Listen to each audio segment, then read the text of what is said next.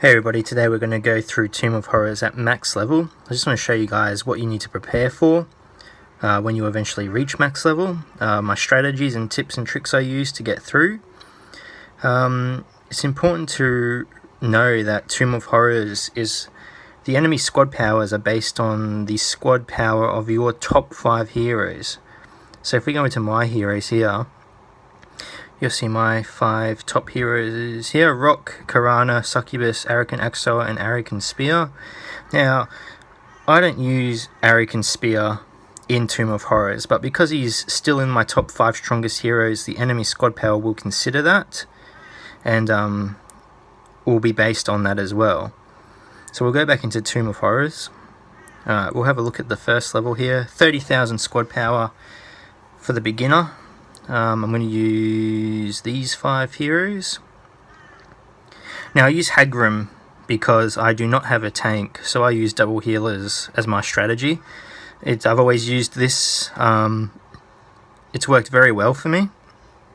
It's just good to have that backup thing because you'll run into a group eventually that will take you by surprise, and it's always good to have a backup heal. Now, as you can see here, I'm not going to use my Frozen Prison first. I'm just going to use my Fireball because the first 2 levels of Tomb of Horror are never ever a threat, really. You're going to pass these quite easily. So I'll use my Fireball to do most damage, and then I'm just going to use auto attacks from here on out, and we'll clean up the enemy quite easily.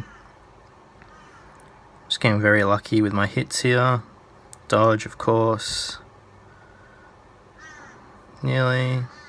I'm not concerned about the damage either. I'm not going to waste my heals on the first 2 stages because the auto heal you receive after you complete a level will be more than sufficient enough.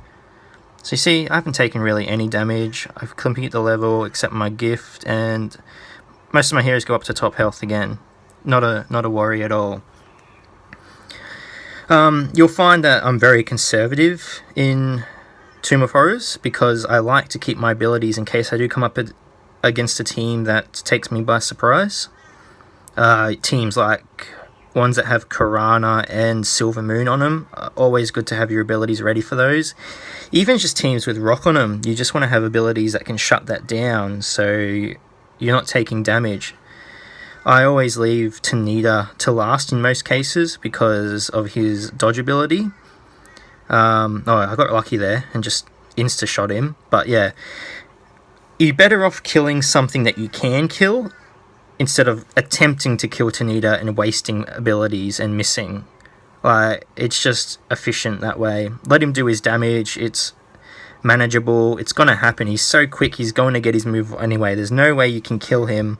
Well, I just killed him before he gets his move off. So we're up to level 3 here. Now, at level 3, every 3 levels, the squad power increases dramatically. It's probably 5 to 8k squad power stronger than the last 2, and that happens every 3 levels. So just remember that.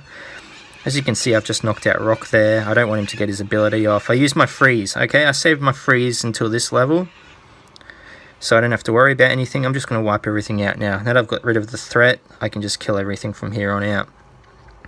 Kobolds aren't really a threat. They do a lot of damage, but remember that they will always use their hide abilities as their first move, as they just did there. They will always use that hide ability first. It's like Tanita. It's not worth attacking them, because if you dish damage out on them, they're going to hide and you won't be able to kill them. You might as well use that damage to kill something else and let them deal their damage. The only time they will attack, goes for every hero as well, the only time a hero will attack before using a buff ability or a hide ability or any type of passive ability is when the AI can kill one of your people. So here we go again. I've just killed... Rock's going to get his freeze off, but that's fine. You see, everyone's just used their passive abilities, their buffs, their debuffs, and I just heal straight back up. I'm not worried about it. I kill the Arrogant Guard. I'm going to go for the Rock now. Just going to use my auto attacks from here. Don't be afraid to use auto attacks. Remember, the longer the fight goes is not necessarily a bad thing, as you are giving your champions the ability to restore their abilities. You want their abilities to come off cooldown so you have them for the next fight. So don't be afraid to use your buffs. Even if you don't need to, just use the buff, pass a turn, get someone with their abilities on cooldown, get them off cooldown. So here we go to the next stage, 32,000. So the stage after this will be a massive boost in their squad power. So if you remember 32,000 for this one, I'm guessing the next one will be about 38,000. So again, Rock, and they've got I forget her name, Helia. Helia is she's a pain in the ass because she has a ability, I think it's called Mimicry, that gives everyone a huge increase to their dodge ability. Oh, so important thing, yeah, there we go, Helia. I just quickly went through it just there. Alright, so an important thing to remember about Tanita as well is his dodge ability only applies to melee attacks. Your Karana and your Rock, or any casters you have on your team, as long as it's magical base, will have no issue in hitting him. His avoidance only applies to melee attacks and ranged melee attacks. So don't be afraid to use your magic abilities on him. They're most probably going to hit. I'm going to aim Infernus here because he's already applied it, but his burn ability is just a pain in the ass. And I'm lucky she dodged there, that's really good. I'm going to kill him. Actually, I think I'm going to leave. I should have left him. The poison would have been enough to kill him, I believe. Succubus. The poison. Helia's poison crit. Tanita, that's really good. And I'm not worried here, anything. Even if all my abilities moved, the poison would kill him. Alright, that stage done. And we're going to move on to the 6th stage. This is where the power level increases again. I believe it will be 38,000. Have a look, let's have a look. 39,000, okay. I didn't see what they had. I think they've got 2 healers. Alright, they've got Silver Moon and Karana. And Seven Knives and Tanita. It's a very dangerous combination. My strategy with this is I always aim to kill Karana, and I'll use my Succubus's silence on Silver Moon so she can't use her abilities. Silver Moon now is no threat to me whatsoever, and then from here on out I will just take the rest of the team out. My Arakan Axe Thrower just died, but I'm not concerned because I've saved my Resurrect. You see, I don't use my heal abilities unless absolutely necessary. I've got them always on reserve. I will always have a heal on reserve. You see, I didn't get to finish Karana off, so she got her heal off, but I'm still not worried. Silver Moon can't get her ability off that allows people to remain with 1 HP. The ability you just saw Seven Knives do, that is probably one of the most dangerous abilities in the game. Luckily, it's an AI. The ability itself insta-kills anyone below a certain percentage of health. The AI doesn't realise that though and just uses it willy-nilly. There you go, Silver Moon's dead. I'm going to try and get rid of Karana here now. She didn't use her heal for some reason, but that's fine. I'll kill her. I'll move on to dodge, of course. I'll move on to Seven Knives from here, I think. And he's dead. And now Tanita. I'm just going to use my basic abilities here. My heal is, I'm going to heal up everyone here, because it might take me, of course he crit. That's sort of the worst that could have happened. I don't mind dodging, I don't mind anything here. The longer this fight goes on, the better. All my character's abilities are going to come off cooldown. Unless he kills Rock, then we're in a bit of strife, but I'm not concerned. I think I use, no, there we go. I thought I might have used his Frost ability there, but I didn't. That's fine. That was a risky play. I should have used his Frost ability, the insta-kill Tanita. But I just took the risk there, and then we move on. 34,000 squad power. Just same team. I've no interest in changing any heroes out. This team works for me every time. For older players, you'll remember that this Tomb of Horrors is substantially easier compared to how it used to be. This used to be about where I would die in Tomb of Horrors, but the nerf, it's not really any trouble. You just need to plan, you need to predict, just assume, you know, if you're versing a team that you do not find dangerous, don't be afraid to save your moves. That's the biggest tip I can give everyone, is do not be afraid to save your abilities. Just because you have them doesn't mean you need to use them. See, I've always have a heal on ready to go. If I need it, I'll apply it, and I can just wipe everyone out. I chose to take out Tanita there because Eraser has AoE abilities. I'm not super concerned about them because I will restore the HP that he deals through AoE in the auto heal I get after the match. I just skipped it. I didn't even have a look at how much it healed because I wasn't even worried about it. And we move on to the 5th last stage. 34,000, they've got Danae on their team. I think that's how her name is, Danae? I'm not too sure, but Danae is a remarkable champion. Yeah, you see, I just clicked on her because she's a remarkable champion. She is godly with a barbarian team, but she is powerful by herself. She has an ability that allows all heroes struck to counter-attack with a basic attack. The basic attack will also deal 10% extra damage as well. It's a very powerful move worth having on your team. She does apply, that's it right there. You saw all the champions that will charge out of her. It's important to remember that with that buff, if I attack and the champion dodges, it doesn't counter-attack. You see, she 227 free attack there. That's a really, you see, she dodged my succubus there. She didn't counter-attack. She only counters attacks if your attack actually lands. She gives herself a boost there. I kill her, one shot. But it's a dangerous ability. Imagine a team full of that. It also works on AoE. If I hit her team with an AoE ability, every single hero hit will will basic attack the champion that casts the AoE ability. So here we go. We've moved up to 40,000 squad power because this is the next set of 3 in the levels.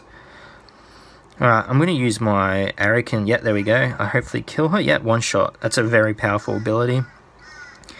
What do I do here? I silence the Hound because the Abyss Hound is a very powerful character. He has a sleep as well, and he can deal a ton of damage, and he's very quick. So I just shut him down with a silence. I'm not too worried about Gasser. Gasser does a lot of damage and he has an invisibility, but I've got rid of the healer and they have no casters, so I'm not worried about his invisibility because it's not going to work on anyone but himself. I aim Rogar there. I always aim Rogar as well because he has a taunt ability. I'd like to get him low before he uses his taunt so I can just kill him. And then I leave the Abyssal Hound here because I feel the poison is going to kill it. So do I move on? Yes, I move to Tanita straight away. I'd attack Gasser, but he's invisible. There's no point. I can't target him at all. Yep, poison killed the Hound. I can kill Tanita here. I don't think any of my moves miss. Yeah, there we go. Yeah, because Rock doesn't miss with Tanita. All his abilities hit, even his basic. And then I can just take out Gasser from this point on. Whip, done. Easy. Succubus's auto attack misses a lot, but when it does hit, it deals a ton of damage.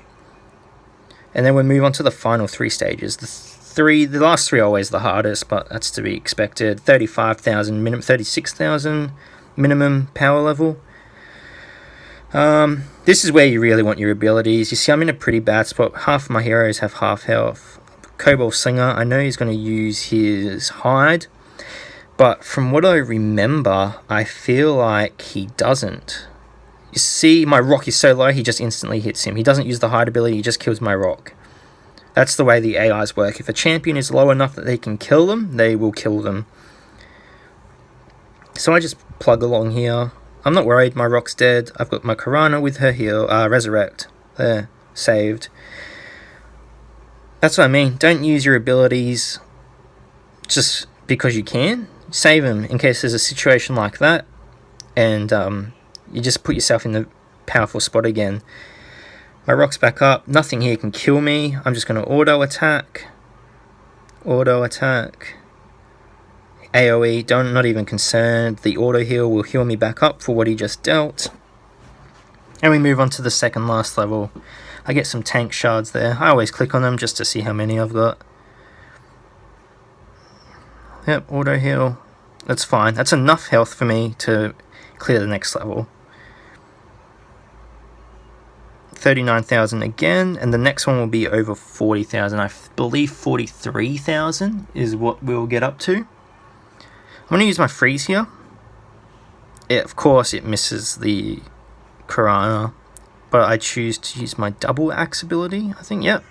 Not enough to kill her, but I want to save the 7 axe strike for the last stage. And dead. I just can clean up from here. I get rid of the... Oh, just insta-shot. Easy. Not worried. Insta-shot again.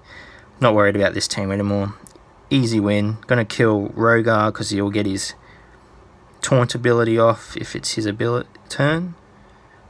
He'll get it off. He'll cast it if I don't kill him here. I choose to heal. There you go. Always taunts. He always taunts. So he's not a threat. If you verse a Rogar on a team, you just consider yourself versing a 5v4 team. You're versing 4 people because Rogar is nothing. I win and I go on to the last stage. I have all my abilities up, all my major abilities. It's an easy win from here on out. I don't have to worry. In fact, I think I take out my healer for the next stage as well. I think I remove Hagrim just because I don't need the heal. Do I? I'm thinking about it. I take him out, yeah, and I put a tiles in. Just because I love him. I think he's a great character. Great tank. He can taunt without having to use an ability. He becomes stronger as people strike him. I just freeze everyone. Of course, Silvermoon doesn't get frozen, but I just silence her with my succubus. And she's no longer a threat. I kill Karana with my 7 axes, insta-hit. I use a tile's AoE ability here. Doesn't put a bleed on anyone, which is a bit disappointing. I think it's got like a 60% chance of putting a bleed on. I use Fireball. Just whittles everyone's health down. At this point, there's nothing they can do to win. Succubus kills Silvermoon. I just lower everyone's health from here on out. Just auto attacks. Oh no, I used my double there. Tiles and then Succubus for the final hit. Done. Oh, just ignore those messages. And then there, that's it. That's Tomb of Horrors at max level. It's not difficult. You just need a bit of planning. It's good to have backup heroes. Always have a backup healer. If you're using tanks, always have a backup tank. You're taunting, don't forget. You're going to have everyone wailing on that one tank. If he does die, it's just good to have a backup one. Other than that, it's not hard. Just plan, predict. Just going through my shops. I'm just saving all my shards. I don't think there's anything I really need at this point. But anyway, that's Tomb of Horrors, everyone. Thank you for watching. If you have any questions, feel free to ask. I'm on the Age of Magic Discord as Polcho. Take care, everyone.